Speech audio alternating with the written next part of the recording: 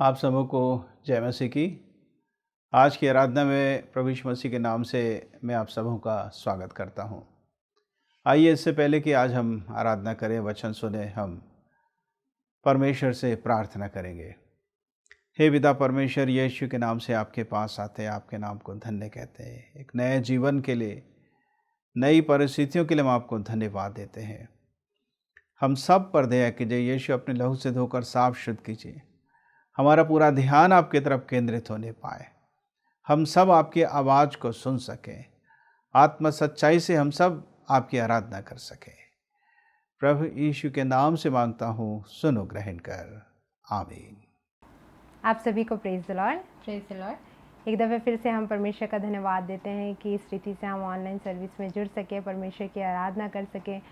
और कई बार हमारे जीवन में निराशा आ जाती है, कई बार हम हताश हो जाते हैं, लेकिन हमें याद रखना है कि हमारा परमेश्वर हमें कभी नहीं छोड़ता। उसने जो प्रतिज्ञा की है कि वो हमारे संग हमेशा रहने वाला परमेश्वर है, और परमेश्वर ने हमें इसलिए सिरजा कि हम उसकी स्तुति कर सकें, उसकी आराधना कर सकें और उसके नाम को हम धन्य कह सकें। तो जब हम आज मिले हैं तो आइए मिलकर इस गीत को गाएं, मिलकर हम सन्ना तेरी गाते। ये एक बहुत पुराना गीत है और मैं सोचती हूँ आप सभी को आता होगा, और हम सब मिलकर परमेश्वर की महिमा इस गीत के द्वारा करेंगे। आइए हम इस गीत को गाएं।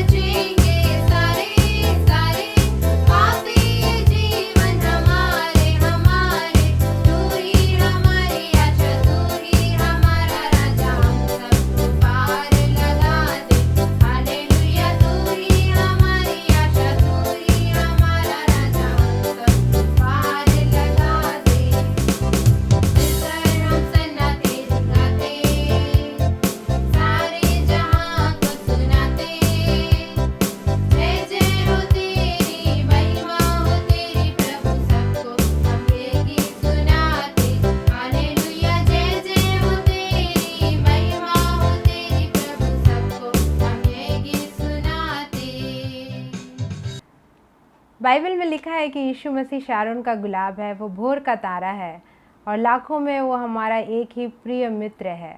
इस संसार में अगर आज हम देखें तो कई मित्र हैं, जो कुछ समय हमारे साथ रहते हैं। कई है जो स्वार्थ के कारण हमारे मित्र बनते हैं। लेकिन प्रियो, मैं आपको बताना चाहती कि इस संसार में एक ऐसा मित्र है जो हमसे बेइंतहा प्यार करता है, वो हमसे मोहब्बत करता है, और वो यीशु मसीह है।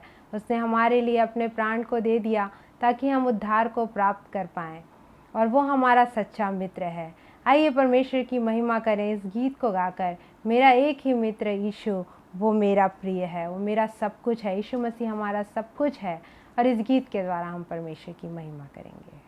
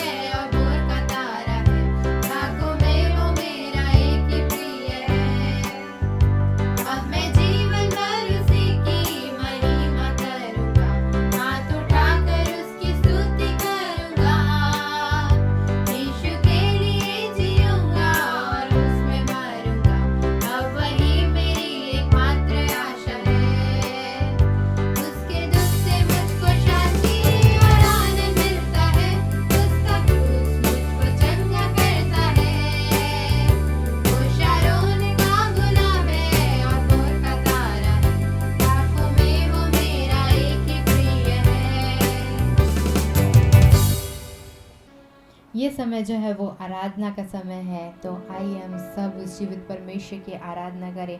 आज के दिन में फिर से एक बार उस परमेश्वर की हम महिमा करें, उसकी स्तुति करें, क्योंकि ये दिन उस परमेश्वर का दिया हुआ है। उसने हमारे जीवन में एक नया दिन जोड़ा है। हम उस जीवित परमेश्वर की आराधना करें, उसकी स्तुति करें। आइए हम सब मिलकर उसकी महिमा करें। हालेलुया, धन्यवाद धन्यवाद धन्यवाद जीवित परमेश्वर। हालेलुया, धन्यवाद प्रभु।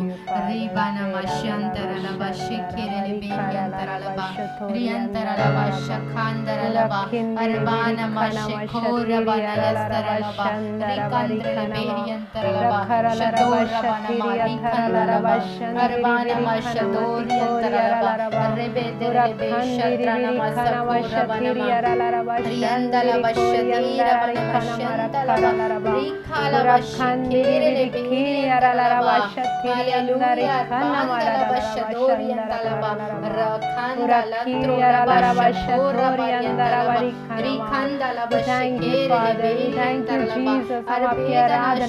आपकी महिमा करते हैं, आपको उचित उठाते हैं, क्योंकि आप महिमा के योग्य हैं परमेश्वर पिता। आप पवित्र सेनाओं के यहोवा है परमेश्वर पिता। आप पवित्र पवित्र और पवित्र परमेश्वर हैं। हम आपकी महिमा करते हैं। Thank you Jesus, hallelujah.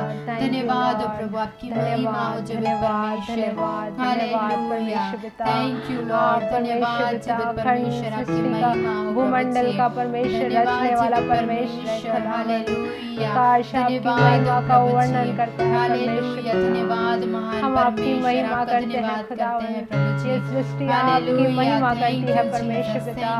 हम धन्यवाद देते हैं परमेश्वर पिता कि आप आपके नाम को धन्य कहते और सराहते हैं प्रभु, आपकी महिमा करते हैं प्रभु।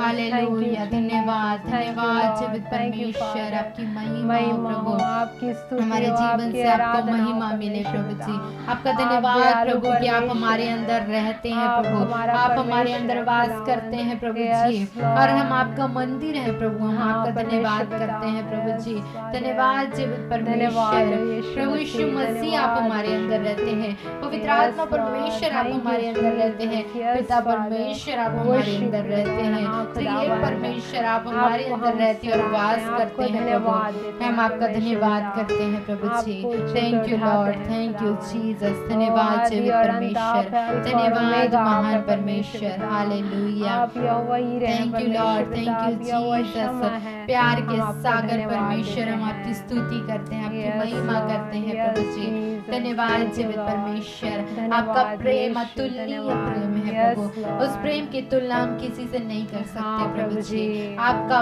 प्रेम सबसे बढ़कर है प्रभु Oh, जी। yes, Lord। आपका प्रेम महान है प्रभु जी।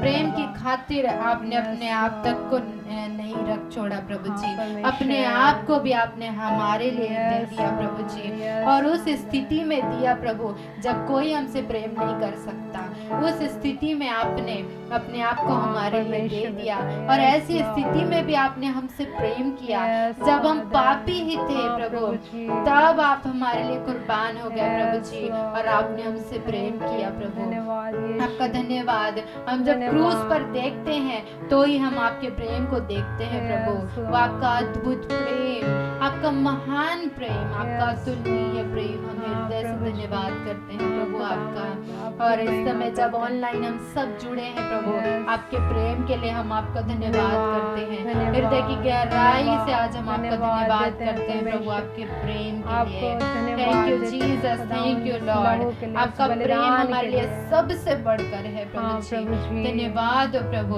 Yes, और इस गीत को Lord। जब हम गाते हैं, तू प्यार का सागर, हाँ, सागर प्रभु। दया का तू है। Yes, सचमुच Lord। में हम सब उसके प्रेम को याद करें हाँ। कि वो परमेश्वर ने हमसे कैसा अद्भुत Oh, yes, प्रेम किया, Lord। हाँ, कितना तारीफ महान करते प्रेम हैं उसका। परमेश्वर। हम सब उसको याद प्रेम करें के और इस गीत को धन्यवाद जब देते गाते हैं हम उसका धन्यवाद दें। और आप देखिए, आप जब हम इस गीत को गाते हैं आप उस परमेश्वर के प्रेम को महसूस करेंगे। आप जहाँ कहीं हैं आप उस परमेश्वर के प्रेम को अनुभव Yes, करेंगे। Lord। आप Yes, आपके ऊपर परमेश्वर का प्रेम जो है, आपका प्रेम वो है। प्रेम जो है आप उसको महसूस कर पाएंगे कि आपके जीवन में वो परमेश्वर का प्रेम कैसा अद्भुत है, Yes, कैसा Lord। महान है। आप उसको हाँ, अनुभव प्रभु। करेंगे इस गीत के दौरान। Yes, आइए हम Lord। सब मिलकर के इस गीत को गाएं, हृदय की गहराई से गाएंगे। Hallelujah, yes।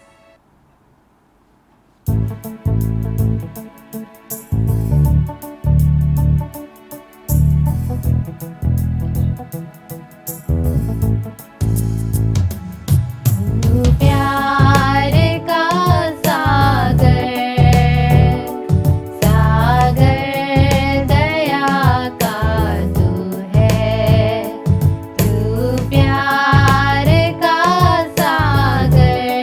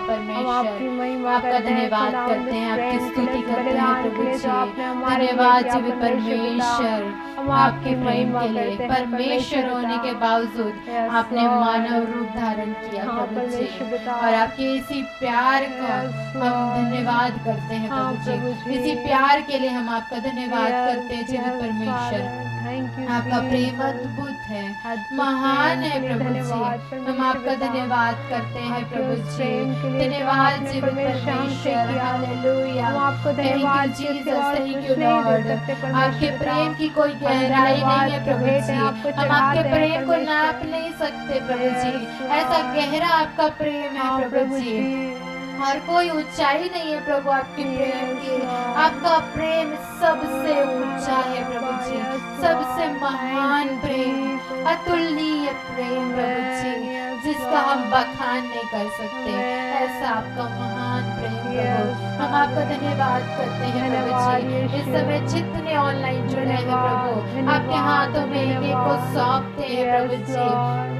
आज के दिन में प्रभु Amen. एक एक को Thank you, प्रभु अपने प्रेम Jesus. से भर दीजिए जीवित Yes, परमेश्वर। Lord. इस समय जब वो Amen. इस प्रोग्राम को देख रहे हैं प्रभु हाँ, जी, प्रभु जी। आपके प्रेम को रिलीज करते हैं यीशु के Amen. नाम से। Yes, Lord. एक एक के जीवन में आपका प्रेम हाँ, भर प्रभु जाए जी, प्रभु इसकी जी। वास्ते। जितने लोग तकलीफ में हैं, जितने हाँ, लोग प्रभु जी। परेशान हैं, Yes, Lord. जितने लोग जिनके लिए मुस्कुराना एक बहुत कठिन बात हाँ, जान प्रभु। पड़ती है, उनके जीवन में दुख इतने हैं कि वो चाह कर भी मुस्कुरा नहीं पा रहे, हाँ, चाह प्रभु कर जी। भी वो हंस नहीं पा रहे प्रभु जी। Yes, Lord. उनके चेहरे से मानो खुशी चली गई, उनके चेहरे में उनके चेहरे में गम दिखाई देता है।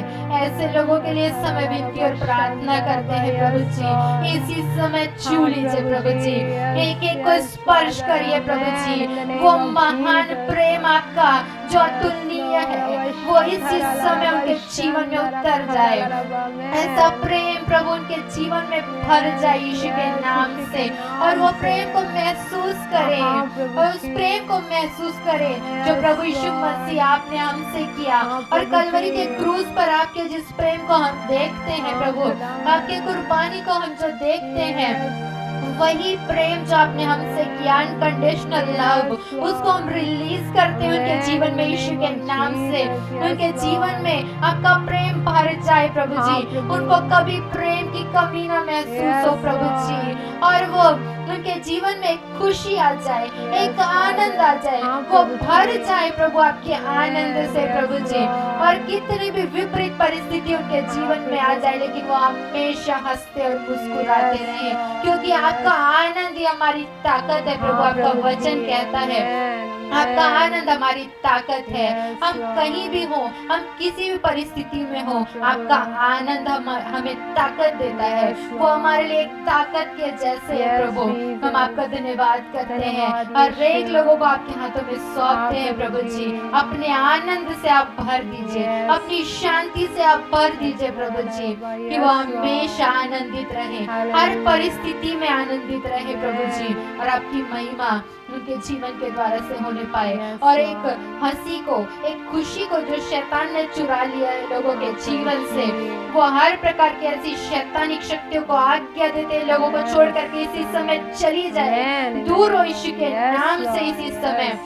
और प्रभु अपने आनंद से भर दीजिए, अपनी शांति से भर दीजिए प्रभु जी, कि हमेशा आनंदित रहे प्रभु जी, क्योंकि आप यही चाहते हैं प्रभु, क्योंकि आप स्वयं आनंदित रहते हैं और आप आनंद से भरे हुए परमेश्वर हैं, और आप अपने आनंद को आप हमें देते हैं प्रभु जी, और आप यही चाहते हैं कि आपके लोग हर समय आनंदित रहें, हर समय खुश रहें।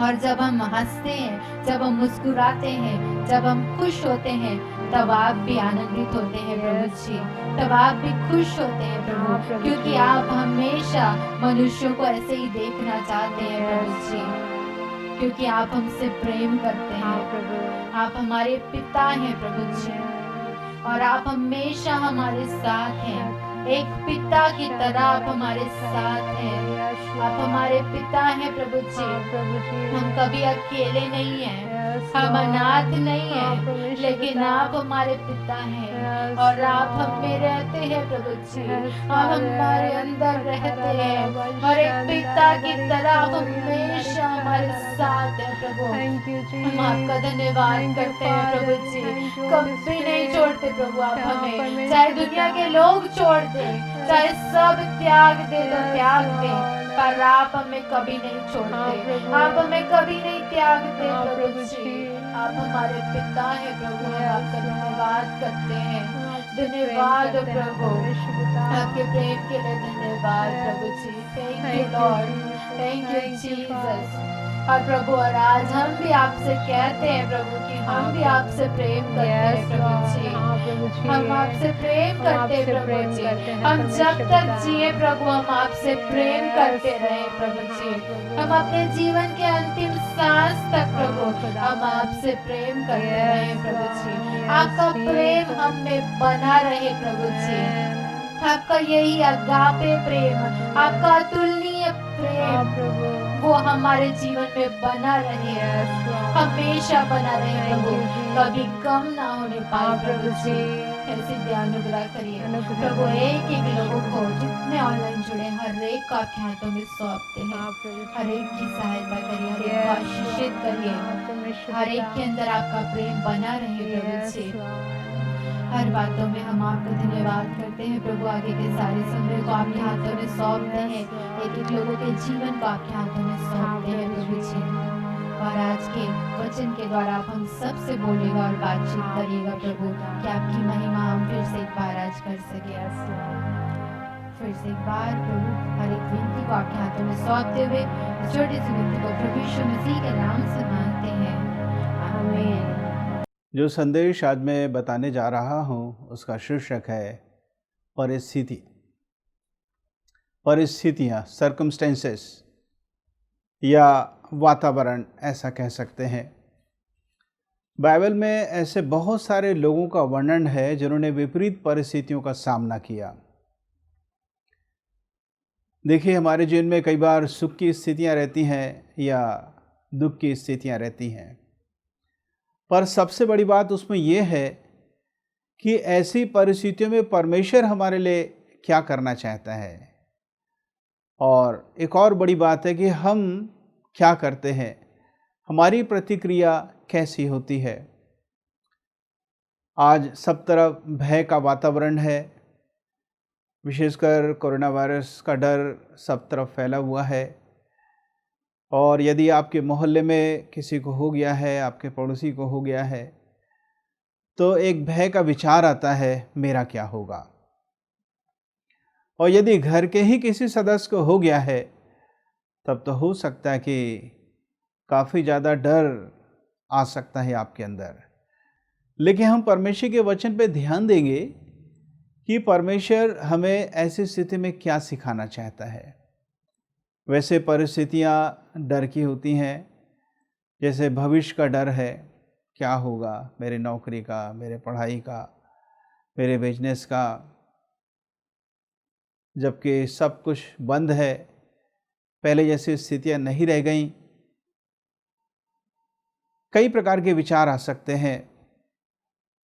आज सब तरफ युद्ध का वातावरण है। कई बार भारत और चाइना के बीच में तनाव हो जाता है, कई बार भारत और पाकिस्तान के बीच में तनाव हो जाता है, अमेरिका और चाइना के बीच में तनाव की स्थितियां बनती जा रही हैं। किसी ने भविष्यवाणी करके कहा कि तीसरा विश्व युद्ध एक छोटे से युद्ध के रूप में प्रारंभ होगा, और शायद ही कोई सोचा होगा कि ये तीसरे विश्व युद्ध में बदल जाएगा। ऐसा हो सकता है। सो आज हम युद्ध के वातावरण में हैं। हालांकि भारत आज सुरक्षित है, परमेश्वर को महिमा मिले, परंतु यदि आप याद करें, अफगानिस्तान, सीरिया, इज़राइल, ये युद्ध के साए में जीते हैं। और कई जो छोटे छोटे बच्चे हैं, परिवार है, वो तंबुओं में रहते हैं, टेंट में रहते हैं, अस्थायी घर में रहते हैं, उन्हें सुरक्षित रखा जाता है। सो एक युद्ध का वातावरण है उनके लिए। कई बार सताव रहता है, कई बार विरोध का वातावरण रहता है, कई बार तनाव की स्थिति रहती है। कई बार हो सकता है कि लोग हमें ज़बरदस्ती ब्लैकमेल करना चाहते हैं, भय दोहन करना चाहते हैं, लोग हमारी बेइज्जती करना चाहते हैं। कई प्रकार का वातावरण हो सकता है, महंगाई भी हो सकती है, अकाल की स्थिति हो सकती है। मैं आपको ये बताना चाहता हूँ कि परमेश्वर ऐसी स्थितियों में हमारे लिए क्या करना चाहता है और हमें क्या करना चाहिए। सबसे पहली बात हम देखते हैं दूसरा इतिहास उसका 33वां अध्याय, 2 क्रॉनिकल्स चैप्टर 33, पहले वचन से आखिरी वचन तक आप घर में ज़रूर से 2-3 बारी से पढ़ें धीरे धीरे। मनश्शे राजा के बारे में यहाँ पर वर्णन किया गया है। मनश्शे यरूशलेम में राज्य करता था और उसका जीवन ठीक नहीं था। लिखा है कि शुभ और अशुभ मुहूर्त को माना करता था, जबकि बाइबल में मना किया गया है न तो हमें शुभ मुहूर्त को मानना है और ना ही अशुभ मुहूर्त को मानना है। अपने बेटों को होम बलि चढ़ा देता था, बलिदान कर देता था, ऐसा आप समझ सकते हैं। और जो जादू टूना करते थे उनसे यह संपर्क किया करता था। आकाश के सारे गण की वो आराधना करता था, अर्थात सूर्य चंद्रमा इनकी वो आराधना करता था। परमेश्वर ने अपने संदेशवाहकों को, दूतों को, भविष्यवक्ताओं को भेजा, परंतु उसके वचन पर कभी भी मनश्शे ने ध्यान नहीं दिया। अचानक से एक ऐसी स्थिति आती है कि बाबुल का राजा आता है और मनश्शे को हरा देता है और मनश्शे को गुलाम बनाकर बाबुल देश ले जाता है।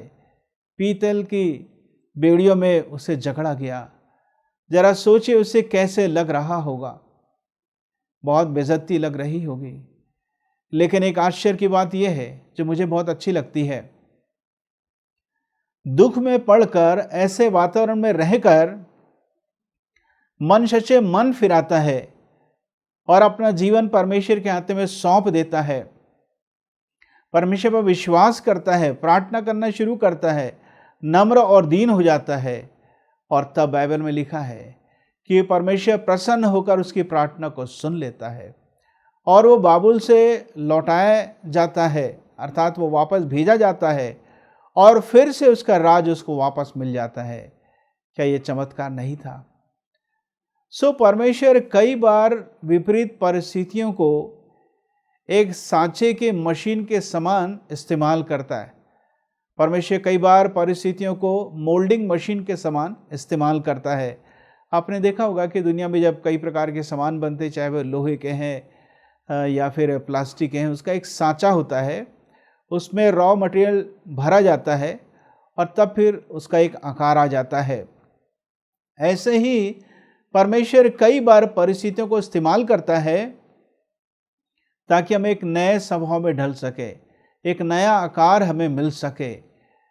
यदि मनश्शे पहले ही मान जाता तो संभवतः ये स्थिति कभी भी नहीं आती। मैं आपको बताना चाहता हूँ, जैसे कीचड़ जो होता है धूप में सूख जाता है, लेकिन बर्फ पिघल जाती है, मोम पिघल जाता है। जब दुख का वातावरण, तनाव की स्थिति, भय का वातावरण या कोई भी बुरी परिस्थिति या वातावरण जिससे आप घिरे हुए हैं, दो काम हो सकते हैं।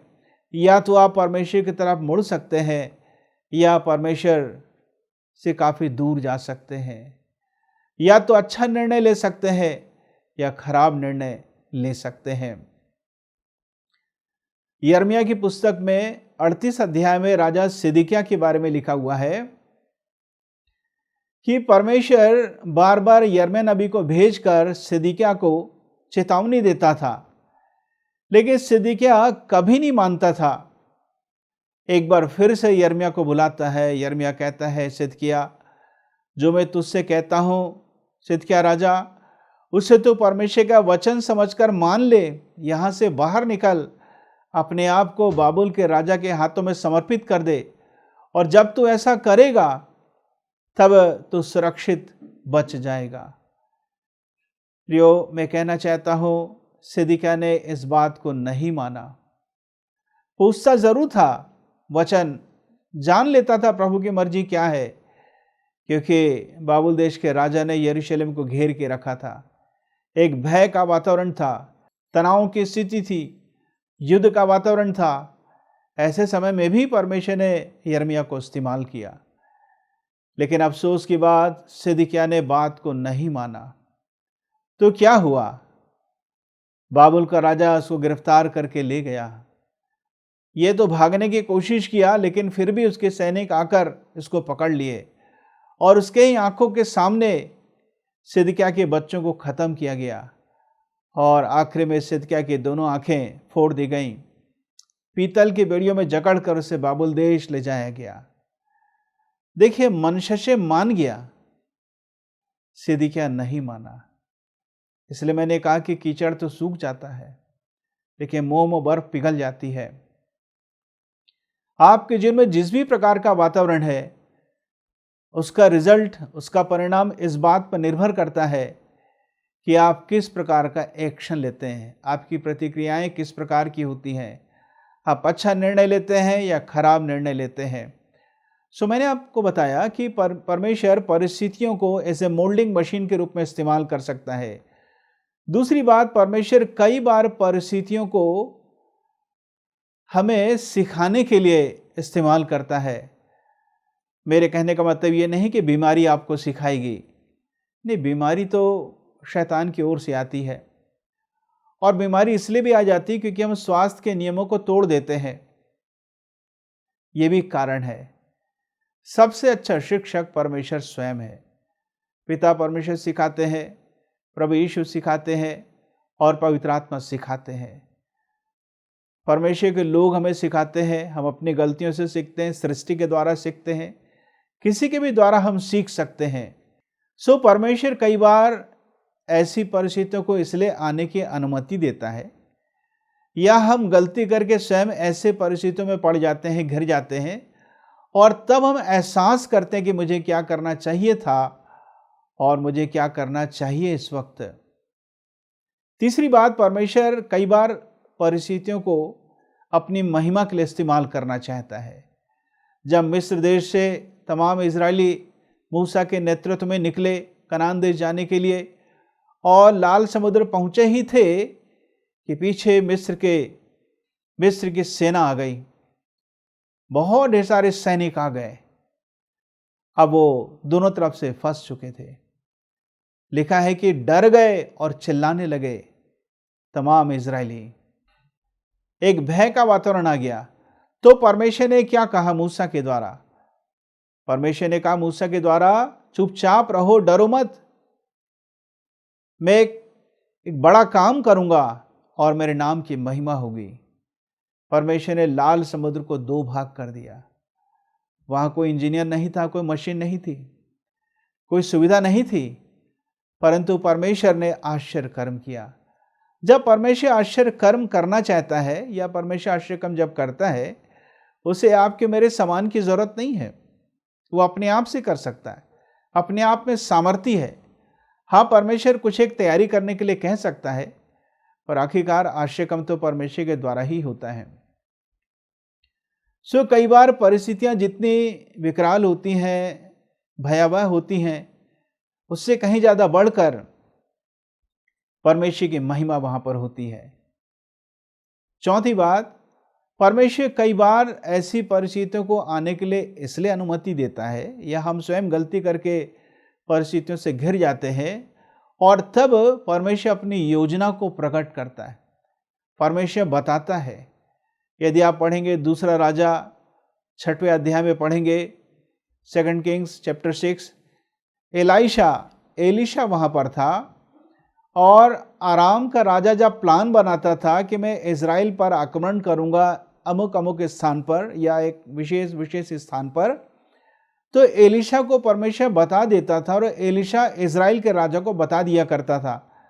सो इज़राइल के राजा हमेशा उन स्थानों में जहां पर सचेत किया जाता था, अपने और अपने देश की रक्षा कर लेता था। जब शुरू में हुआ ऐसा तो आराम का राजा समझ नहीं पाया। जब कई बार ऐसा हुआ तो आराम का राजा घबराने लगा। आराम मतलब सीरिया। तब वो कहने लगा कि कोई तो है जो हमारी ओर से इन बातों को लीक कर देता है, अर्थात दूसरों को बता देता है। कोई एक तरीके से जासूस के रूप में काम कर रहा है। तब किसी ने कहा कि राजा, ऐसी बात नहीं है, आप बंद कमरे में, गुप्त कमरे में जो भी बात करते हैं परमेश्वर एलीशा को बता देता है, एलीशा राजा को बता देता है। तब उसने कहा कि ठीक है, अब एलीशा को हम घेरेंगे। पता चला कि एलीशा दोतान में है। सो दोतान के चारों ओर एक बड़ी सेना सीरिया की आ गई। एक भय का वातावरण था, गिरफ्तारी का वातावरण था। अब क्या होगा, राजा पता नहीं क्या करेगा, उसके सैनिक क्या करेंगे, इस प्रकार का वातावरण था। और जब एलीशा का सेवक सुबह उठा तो उसने क्या देखा, चारों तरफ से नगर जो है सैनिकों से घिरा हुआ है। घबराकर उसने एलीशा से कहा कि एलीशा, आज हमारी ये स्थिति है, पता नहीं अब क्या होगा। एलीशा ने कहा, उनसे घबराओ मत, जो बाहर में बहुत बड़ी सेना दिख रही उससे मत घबराओ, उससे कहीं बड़ा हमारा परमेश्वर है, वो हमारे साथ है। और तब उसने अर्थात एलीशा ने प्रार्थना किया अपने दास के लिए कि हे परमेश्वर, इसकी आंख को खोल दीजिए। और जब उसकी आत्मिक आंखें खुली तो क्या देखता है कि एलीशा और उस नगर के चारों ओर पूरे स्वर्ग की सेना वहां पर तैनात है। एक एक स्वर्गदूत जो है बहुत बलशाली होते हैं, ताकतवर होते हैं। एक सैनिक ने 1,85,000 सैनिकों को खत्म कर दिया था।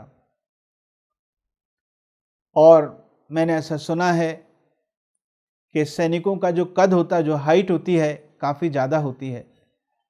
बलशाली तो होते हैं, प्रभु का वचन कहता है। मैं आपसे ये कहना चाहता हूं कि परमेश्वर ने अपनी योजना को बता दिया, परमेश्वर ने प्रकाशन दिया, परमेश्वर ने आंखों को खोल दिया।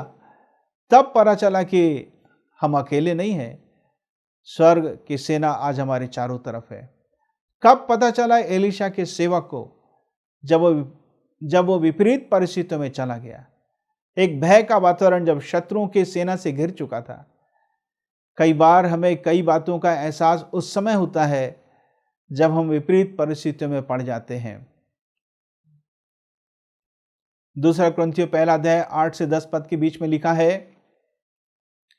पौलुस के ऊपर ऐसा भय आ गया, ऐसा बोझ आ गया, ऐसा क्लेश, ऐसी परेशानी आ गई, ऐसा वातावरण आ गया कि पौलुस को लगा कि संभवतः हमारे जाने का समय अब आ चुका है।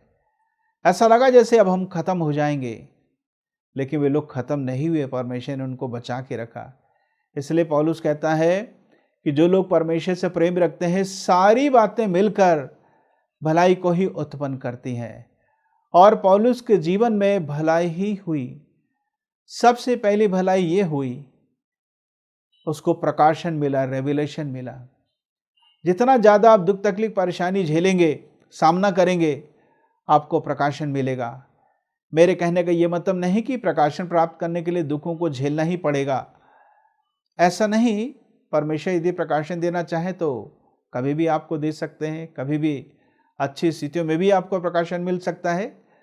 परंतु एक बात मैंने पौलुस के विषय में कही, कई बार अकाल की स्थिति रहती है। यदि आप पढ़ेंगे दूसरा राजा उसका 6वां अध्याय, जब शोमरोन को शत्रुओं के सेना ने घेर लिया और वहां खाने पीने के लिए कुछ भी नहीं बचा, कबूतर की बीट को भी लोग खरीद कर, से धोकर, छानकर उसमें अनाज के कण निकलते थे, उसको लोग खा लेते थे। गधे का सिर भी बिक रहा था, लोग उसे भी खा लेते थे। वहां तो बच्चों को खाने की नौबत आ गई थी। 2 स्त्रियों ने एक बेटे को मारकर खा भी लिया था। यदि आप पढ़ेंगे तो बहुत ही भयावह स्थिति थी, विकराल रूप था महंगी और अकाल का, क्योंकि शत्रुओं की सेना ने घेर लिया था। अब यह वातावरण था। लेकिन एलीशा ने क्या कहा, यदि 7 अध्याय से पढ़ेंगे तो पता चलेगा। एलीशा ने कहा परमेश्वर से संदेश को प्राप्त करके कि कल इस समय सब कुछ सस्ता हो जाएगा, और सब कुछ सस्ता हो गया। परमेश्वर को महिमा मिले। मेरे कहने का मतलब, आप जिस वातावरण में जी रहे हैं, परमेश्वर की तरफ आप नजर उठाएं, परमेश्वर का सहारा लें, और परमेश्वर अपने प्लान को बताएगा। इस प्लान को कोई नहीं जानता था कि कल इतने समय तक सब सस्ता हो जाएगा। एक अधिकारी ने कहा, यदि परमेश्वर स्वर्ग की खिड़कियों को खोल भी दे तो ऐसा नहीं हो सकता। एलीशा ने कहा कि तू अपनी आंखों से देखेगा जरूर, लेकिन इसका उपयोग नहीं कर पाएगा। ऐसा ही हुआ, भीड़ से कुचल कर वो खत्म हो गया। देखा जरूर कि सब कुछ सस्ता हो गया है, परंतु वो खा नहीं सका, उपयोग नहीं कर सका, क्योंकि उसकी मृत्यु हो गई थी। मेरे कहने का मतलब, हम कई प्रकार की परिस्थितियों का, वातावरण का हम सामना करते हैं। यदि आप पढ़ेंगे पहला शमूएल उसका 11वां अध्याय, अम्मोनी नहाश ने इजरायलियों पर आक्रमण किया, तैयारी किया, आ गया। कुछ लोग कहने लगे कि अम्मोनी नहाश हम आपसे समझौता करना चाहते हैं। देखिए, लड़ना नहीं चाह रहे थे, समझौता करना चाह रहे थे। अम्मोनी नहाश ने कहा कि ठीक है, पर मैं तुम्हारी एक आंख ले लूंगा, एक आंख में तुम्हारी ले लूंगा।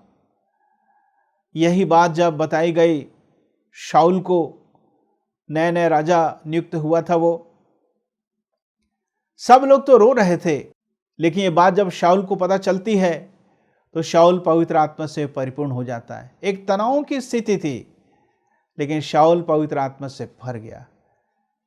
प्रियो, हम लोग पवित्र आत्मा से कब भरते हैं? प्रार्थना करते समय, आराधना करते समय, सुख के वातावरण में, अच्छी स्थिति में। लेकिन शाऊल पवित्र आत्मा से कब भरा? जब वो तनाव की बात सुनता है। जब आप तनाव की बात सुनते हैं, परमेश्वर अपनी आत्मा से भरना चाहता है। क्यों? कि आप एक अच्छा एक्शन ले सकें, और तब एक अच्छा एक्शन लेता है, और तमाम शत्रु को शाऊल और उसकी सेना ने हरा दिया। हालेलुया। आपके जीवन में कई प्रकार की स्थितियां हो सकती हैं, कई प्रकार का वातावरण हो सकता है। परमेश्वर आपकी सहायता करना चाहता है। ऐसे ही भय का वातावरण उस समय था जब यिर्मयाह नबी सेवकाई कर रहा था। उसे रोने वाला भविष्यवक्ता कहते हैं, द वीपिंग प्रोफेट। उसने हमेशा आंसू के साथ सेवा किया। बहुत कम लोगों ने यिर्मयाह की बात को माना। बात उस समय की है जब नबूकदनेस्सर की सेना, बाबुल देश की सेना, ऐसा समझ जाएं, यरूशलेम को घेर लिए थे और भय और युद्ध का वातावरण था। कब क्या हो जाएगा, ऐसा असमंजस की स्थिति थी।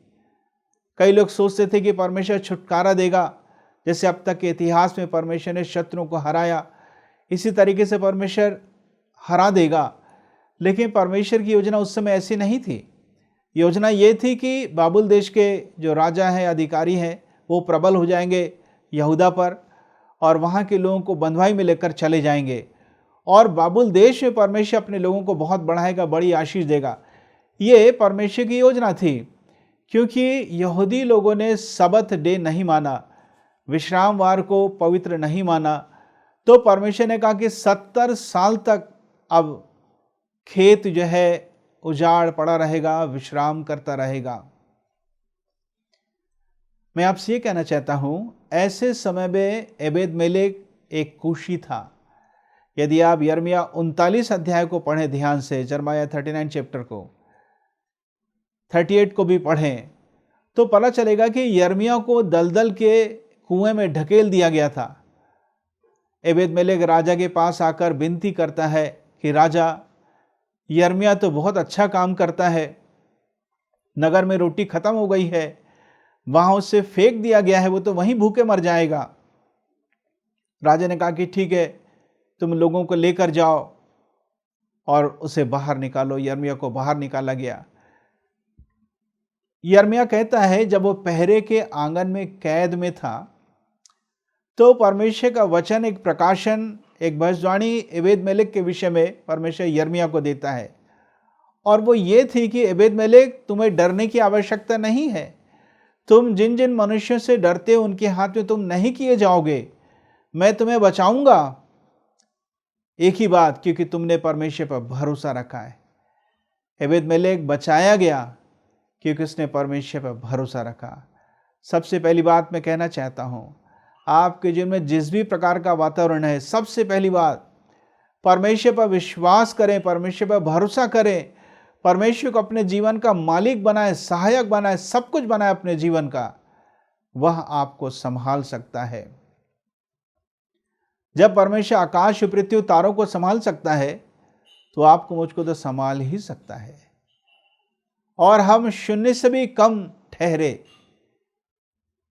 अर्थात यदि विशालकाय ब्रह्मांड या यूनिवर्स के बारे में सोचें तो पृथ्वी बहुत छोटी सी दिखाई देती है, फिर उसमें हम रहते हैं कितने छोटे दिखाई देते हैं, पर फिर भी परमेश्वर हमारी सुधि लेने वाला परमेश्वर है। सो परमेश्वर में विश्वास करें, भरोसा रखें, वह आपके लिए उत्तम योजना बना रहा है। आपको अपना संबंध परमेश्वर से ठीक करने की आवश्यकता है, मनुष्यों से अपना संबंध ठीक करने की आवश्यकता है। रोज परमेश्वर के वचन को पढ़ें, सच्चाई को जाने कि आपके ज़माने से बहुत सारे लोग हुए जिन्होंने विपरीत परिस्थितियों का सामना किया, परमेश्वर ने कैसे उनको संभाला। परमेश्वर आपको भी संभालना चाहता है। परमेश्वर की आवाज को सुने कि परमेश्वर आपसे क्या कहना चाहता है, और जो कुछ परमेश्वर आपसे कह रहा है उसका पालन करें। याद रखें कि परमेश्वर सक्षम परमेश्वर है। बाइबल में लिखा है, जब भेड़ चरवाहा के हाथ में है, भेड़ जब परमेश्वर के हाथ में है तो कोई भी व्यक्ति हमें परमेश्वर के हाथ से छीन नहीं सकता। बाइबल में लिखा है कि तंत्र मंत्र याकूब पर अर्थात उसकी प्रजा पर नहीं चलेगा। हम भी परमेश्वर की प्रजा हैं, जादू टोने का असर हम पर नहीं होगा। पहला यूहन्ना में लिखा है 5 अध्याय में कि उस दुष्ट का प्रभाव तुम पर नहीं पड़ेगा, वो दुष्ट तुम्हें छू नहीं सकता। मेरे कहने का मतलब आज हम सुरक्षित हैं। यदि भी कई प्रकार का वातावरण है, पर हियाव बांधिए, सहन शक्ति से बाहर परमेश्वर हमें परीक्षा में पढ़ने नहीं देगा। स्टीफनुस जब एक बहुत लंबा प्रचार किया, प्रेरितों का काम 7वां अध्याय में, आखिर में लोग दांत पीसने लगे और पत्थर लेकर आ गए पत्थरवाह करने के लिए। और तब लिखा है, अब जबकि वो मरने ही वाला है और विरोध और सताव के बीच में घिरा हुआ है, लिखा है कि उसका चेहरा स्वर्गदूत के समान चमकने लगा। उसने कहा कि मैं स्वर्ग में प्रभु यीशु को खड़े हुए देखता हूं। लोग इस बात को सह नहीं पाए और पत्थरवाह करके उसे खत्म कर दिए। लेकिन आखिरी में उसने कहा, इन्हें क्षमा कर। मैं अपने शब्दों में कहना चाहता हूं, इन्हें क्षमा कर। प्रियो, मैं आपसे कहना चाहता हूं कि वातावरण चाहे किसी भी प्रकार का क्यों ना हो, आपको सही एक्शन लेना है, अच्छा निर्णय लेना है। यदि आप ऐसा करेंगे, परमेश्वर को पहला और प्रमुख स्थान देंगे, तो सब कुछ भलाई में बदल जाएगा। फिलिपियों 1 के 12 में पौलुस कहता है कि मुझ पर जो कुछ बीता उससे सुसमाचार की बढ़ती ही हुई। अर्थात जब मुकदमा चलता था तब वो गवाही देता था, प्रचार करता था, यहाँ तक कि सारे रोमी अधिकारियों को, सैनिकों को पता चल गया कि मसीह यीशु के कारण वो कैद में था। अर्थात उसने सबको सुसमाचार सुनाया। कई बार परिस्थिति को परमेश्वर आखिरी समय में बदलता है। जैसे पौलुस को फिलिप नगर में और सिलास को बहुत मार पड़ी, बेइज्जती हुई और उनको जेल में डाल दिया गया, काठ में लकड़ी में पांव ठोक कर डाल दिया गया। बहुत मार पड़ी थी। आधी रात में वो भजन गा रहे थे, प्रार्थना कर रहे थे। प्रेरितों काम 16 अध्याय के 25 पद में तो क्या हुआ, भूकंप आया और बंदी गृह की नींव हिल गई और दरवाजे खुल गए, हथकड़ियां खुल गईं। सबसे बड़ी बात तो मुझे ये लगती है कि वहां जो जेलर था, जो दरोगा था, वो उनके पांव पे गिर के कहा, हे साहिबो, उद्धार पाने के लिए मैं क्या करूं। कोई भी भागा नहीं था। यदि परमेश्वर परिस्थितियों को बदल देता, अर्थात जेल जाने की जरूरत ही नहीं पड़ती, तो वहां कैदियों को सुसमाचार कौन सुनाता। फिर जेलर या दरोगा का जीवन बदलता कैसे। कई बार हम परमेश्वर की योजनाओं को समझ नहीं पाते हैं कि परमेश्वर मेरी सहायता क्यों नहीं कर रहा है, परमेश्वर मेरी रक्षा क्यों नहीं कर रहा है। आखिरी समय तक प्रतीक्षा करें, परमेश्वर से बड़े बड़े आश्चर्य कर्मों की अपेक्षा करें, विश्वास करें, पॉजिटिव रहें, सकारात्मक रहें, धीरज धरें, हियाव ना खोएं, हिम्मत ना हारें। परमेश्वर आज भी जीवित है, आश्चर्य कर्म करने वाला परमेश्वर है। परमेश्वर ने स्तेफनुस को खत्म होने दिया, क्या फायदा हुआ? एक तो मैं जानता हूं कि शाऊल का जीवन बदल गया, जो स्तेफनुस के वध में शामिल था, क्योंकि कपड़े उन्हीं के पास रखे गए जो पत्थर फेंकने के लिए गए थे। फिर कई बार हम परमेश्वर की योजना को समझ नहीं पाते। परमेश्वर ऐसा क्यों मेरे साथ होने दे रहा है? होने दीजिए। जब पौलुस को रोम ले जाया जा रहा था, क्योंकि जो दोष इसके ऊपर लगाया गया था यहूदियों के द्वारा, इसकी सुनवाई यद्यपि अधिकारियों ने की, लेकिन अचानक से पौलुस ने एक दिन कैसर का नाम ले लिया, जैसे मानो वो एक सुप्रीम कोर्ट का नाम ले लिया, ऐसा ही समझ जाएं, रोम का राजा। पानी जहां से उसे ले जाया जा रहा था, कई कैदी भी उनके साथ थे, सब एक ही जहाज में जा रहे थे।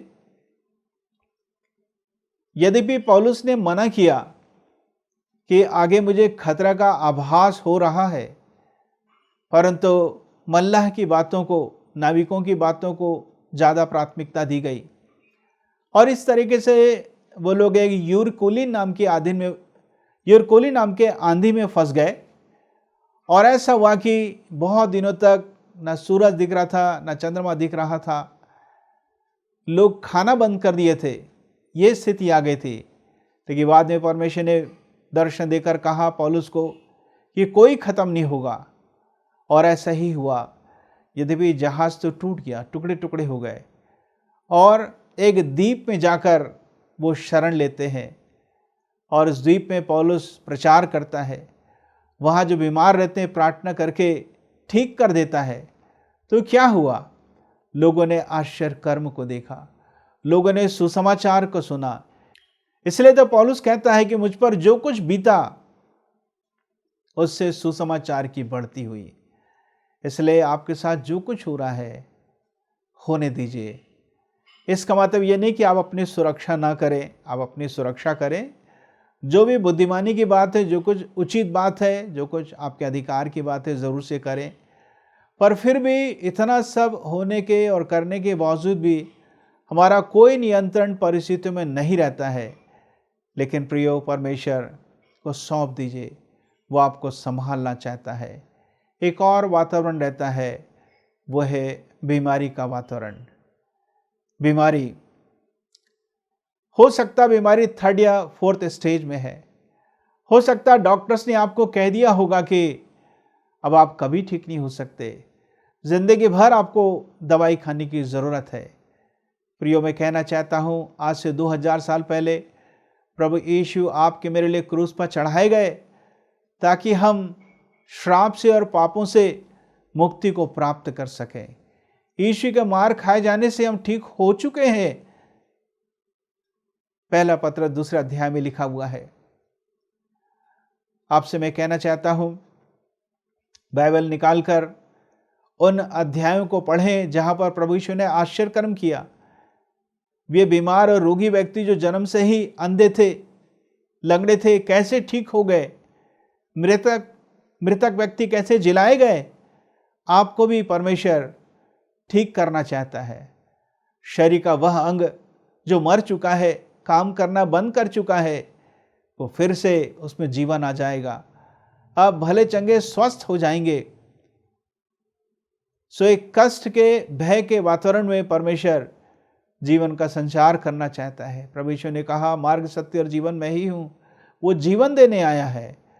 अपनी सारी परिस्थितियों को परमेश्वर के हाथों में सौंपें और कहें, परमेश्वर मेरे लिए अच्छा रास्ता निकालिए, मुझे ठीक करिए, और आपकी महिमा होने पाए और मैं ठीक होने पाऊँ।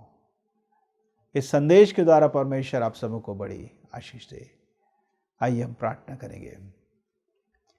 पिता परमेश्वर, जिस भी प्रकार की परिस्थितियां आज हमारे चारों ओर है, वे जो इस कार्यक्रम को देख रहे हैं, सुन रहे हैं, हर एक वातावरण के लिए हम आपको धन्यवाद देते हैं। आपकी आराधना करते हैं, आपके साथ अपना संबंध बराबर ठीक बनाकर रखना चाहते हैं और उचित निर्णय लेना चाहते हैं, आपको काम करने के लिए अवसर देना चाहते हैं और धीरज धरना चाहते हैं, हियाव बांधना चाहते हैं, हिम्मत नहीं हारना चाहते, सकारात्मक बने रहना चाहते हैं, विश्वास में स्थिर रहना चाहते हैं, ताकि आप एक महान छुटकारे का काम कर सकें, ऐसा काम कर सकें जो चमत्कार हो और आपकी महिमा होने पाए। सारी परिस्थितियों को एक सांचे के समान हमारे लिए इस्तेमाल कीजिए कि जो कुछ हमारे अंदर अच्छा नहीं है, अनुचित है, वो सब टूट के अलग होने पाए, आपके स्वभाव में ढल सके। आपकी उपस्थिति के लिए, आपकी सहायता के लिए हम आपको धन्यवाद देते हैं। प्रभु यीशु के नाम से मांगता हूँ, सुनो ग्रहण कर, आमीन। अब हमारे परमेश्वर पिता का प्रेम, प्रभु यीशु मसीह का अनुग्रह और पवित्र आत्मा की सहभागिता हम में से हर एक के साथ हमेशा तक होता रहे, आमीन।